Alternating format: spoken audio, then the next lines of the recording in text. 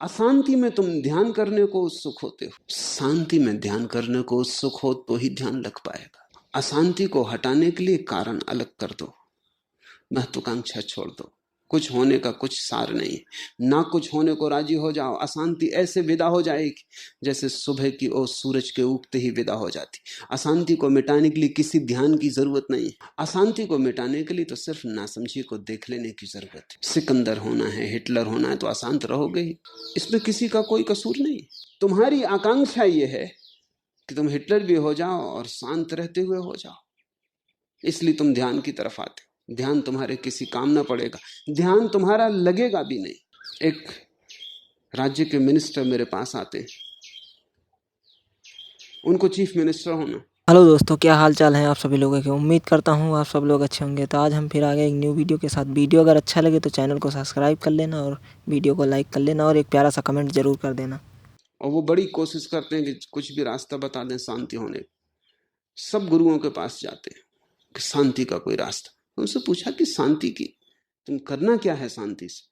उन्होंने कहा कि मैं न रात नींद ठीक से आती, दिन में चित्त अशांत रहता है, किसी भी काम में मन नहीं लगा पाता, इसलिए पिछड़ा जा रहा हूं। दूसरे लोग मिनिस्टर होते जाते, चीफ मिनिस्टर होते जाते, और मैं आज 15 साल से बस मिनिस्टर के पद पे उलझा हूं। अब तक मुझसे पीछे आने वाले लोग चीफ मिनिस्टर हो गए और मेरी अपनी उलझने हैं कि कहीं सिर दर्द, कहीं नींद ना आना, कहीं ये बीमारी, कहीं वो बीमारी, ज्यादा सफर भी नहीं कर सकता, शरीर कमजोर है, तो मैं पिछड़ा जा रहा हूं। तो आप कुछ रास्ता बता दें कि चित्त शांत हो जाए।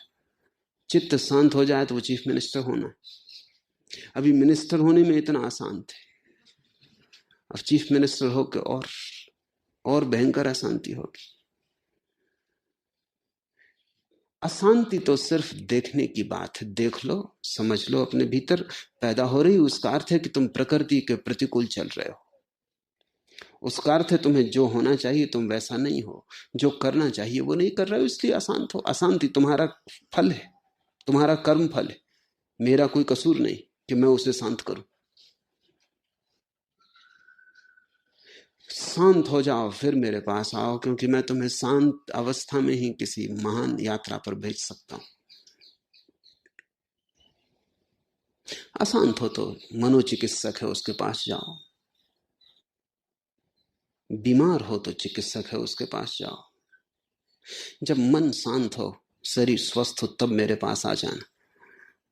तब सागर शांत है, लहरों में निमंत्रण है। तुम्हारी छोटी सी नाव को परमात्मा की यात्रा पर भेजा जा सकता है। मेरी उत्सुकता उसमें है। लेकिन शांत आदमी कहता हम आए ही क्यों, हम तो शांत हैं। स्वस्थ आदमी कहता है अभी आने की क्या जरूरत, जब अस्वस्थ हो जाएंगे आ जाएंगे। जवान आदमी कहता है अभी तो जवान है, अभी तो भोग लें, बाजार में बड़ा रस है, जब बूढ़े हो जाएंगे तब आ जाएंगे।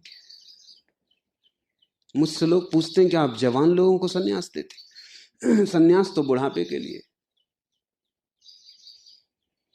जब मरी गए तब के लिए सन्यास है। जब कुछ बचा ही न करने का, हाथ पैर भी न हिलने को रहे, तब के लिए सन्यास है। तो सन्यास तुम्हारे जीवन का हिस्सा नहीं है। सन्यास तो तब जब जीवन की ऊर्जा अपनी प्रगाढ़ता में हो, अपने शिखर पर हो, तभी यात्रा पर निकल पाओगे, क्योंकि यात्रा बड़ी है। सुखी आदमी भोग में लीन होता है और दुखी आदमी प्रार्थना की कोशिश करता है। इसलिए लोग भटकते हैं और पहुंच नहीं पाते। सुखी पहुंच सकता है अगर वो प्रार्थना में लीन हो, शांत पहुंच सकता है अगर वो प्रार्थना में लीन हो। अब हम इन पदों को समझने की कोशिश करें। सुख में सुमिरन ना किया, दुख में किया याद, कह कबीर तादास की कौन सुने फरियाद। सुख ही सुमरन बन सके, इसकी चेष्टा करो। जब तुम पाओ, और अनेक बार तुम पाते हो कि मन बड़ा प्रसन्न है, उस क्षण क्लब घर मत जाओ। जब मन बड़ा प्रसन्न है तब होटल में मत जाओ, जब मन बड़ा प्रसन्न है तब रेडियो या टीवी खोल के मत बैठो। ये बहुमूल्य क्षण मुश्किल से मिलता है। ये बहुमूल्य क्षण ऐसा बाजार के कचरे में फेंक देने के योग्य नहीं है। हीरे को मत फेंको। जब भी तुम पाओ कि शांत क्षण आया है, भागो मंदिर की तरफ। ये हीरा परमात्मा के चरणों में चढ़ाने जैसा है। ये किसी वैश्या के चरणों में मत चढ़ाना।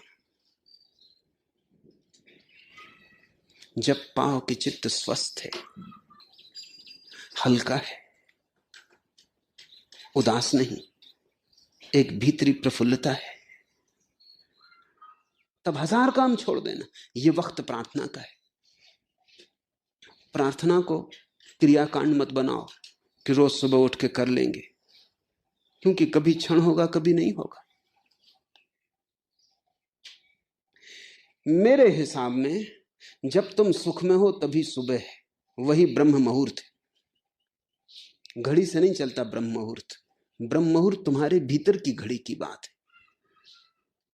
भरी दोपहर में तुम अचानक पाते हो कि चित्त बड़ा प्रसन्न है, इस क्षण में अकारण प्रसन्न है। द्वार दरवाजे बंद कर दो, ये मौका खोने का नहीं। अभी प्रार्थना में डूब जाओ, अभी कर लो स्मरण। ये छोटा सा क्षण मिला है, इसका कर लो उपयोग।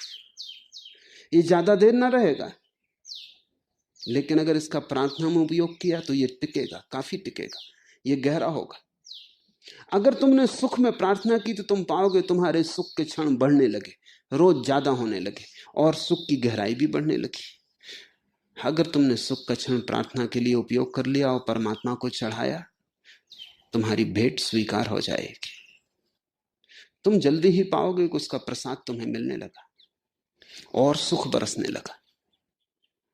जितना सुख बरसेगा उतनी ही प्रार्थना तुम करने लगे ज्यादा, उतना ही ध्यान में लीन होने लगे। जल्दी ही तुम पाओगे कि सुख 24 घंटे स्थिर होने लगा और 24 घंटे स्मरण चलने लगा। अब अलग बैठने की कोई जरूरत भी ना रही। अब तुम जहां हो वहीं उसकी याद है।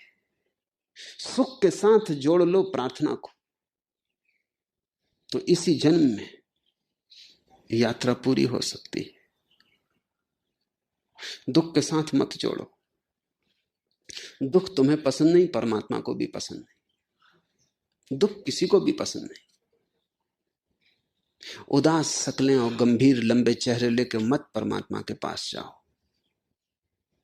एक छोटा बच्चा चर्च से घर लौटा, पहली दफा चर्च गया था। तो दोस्तों, कैसी लगी वीडियो अगर अच्छी लगी हो तो चैनल को सब्सक्राइब कर लें, ताकि ऐसे ही वीडियो आप सभी लोगों को मिलते रहें। तो मिलते हैं नेक्स्ट वीडियो में।